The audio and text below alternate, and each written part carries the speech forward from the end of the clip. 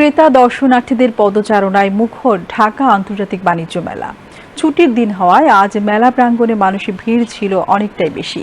প্রিয়জনের জন্য পছন্দের পণ্যটি কিনতে মেলার এক প্রান্ত থেকে অন্য প্রান্তে ছুটে বেরিয়েছেন ক্রেতারা। অন্যদিকে মেলার বিক্রি নিয়ে সন্তোষ প্রকাশ করছেন বিক্রেতারা। বিস্তারিত শফিউল্লাহ সুমনের রিপোর্টে। ছুটির দিন, সেই সাথে শীতের বিকেল, আর তাই ক্রেতা দর্শনার্থীদের ভিড় অন্য দিনের চেয়ে একটু বেশি। বেলা বাড়ার সঙ্গে সঙ্গে প্রিয়জনদের নিয়ে নানা বয়সী মানুষের এ ছুটে চলা।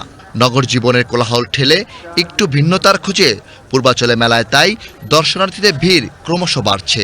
রাজধানী ও এর আশপাশের এলাকার পাশাপাশি দূর দূরান্ত থেকেও মেলায় ছুটে আসছেন নানা বয়সী মানুষ। এখনো তো সব বসে নাই, কেবল শুরু হয়েছে, না হয়তো লাস্টের দিকে আবার আসবো। একবার আসলাম প্রথম এক্সাইটমেন্টে, তো শেষের দিকে আবার আসবো। এত বড় একটা বাণিজ্য মেলায় এসে আমাদের খুব ভালো লাগছে। ভিতরে স্টলের মধ্যে ঢুকছিলাম, খুব সুন্দর একটা জায়গা। আর শুরুতেই মেলার লোক সমাগম আর বিক্রি নিয়েও সন্তোষ প্রকাশ করেন বিক্রেতা ও আয়োজকরা। মেলাগুলোতে আসলে আসলে দেখা যায় যে অনেক বেশি ক্রাউডের মধ্যে ভালো অনেক কাস্টমার পেয়ে যায়, যারা সশরীরে এসে দেখে অনেক ডিজাইনের মধ্যে পছন্দ করে ড্রেস কিনে নিয়ে যেতে পারে। মেলাতে আমরা কিছু নতুন নতুন প্রোডাক্ট নিয়ে আসছি, যেগুলো কাস্টমারের খুবই আকর্ষণীয়। মেলায় আইসক্রিম প্রেমীদের বাধা হয়ে দাঁড়াতে পারেনি শীতের হিমেল হাওয়া। প্রতিটি আইসক্রিমের প্যাভিলিয়নেই ছিল উপচে পড়া ভিড়।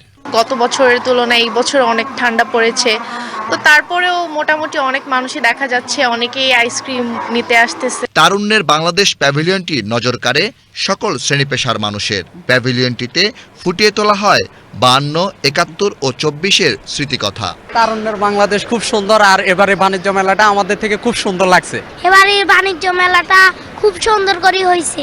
দেশীয় স্টলগুলোর পাশাপাশি বিদেশি স্টলগুলোর প্রতিও আগ্রহের কমতি ছিল না ক্রেতা ও দর্শনার্থীদের।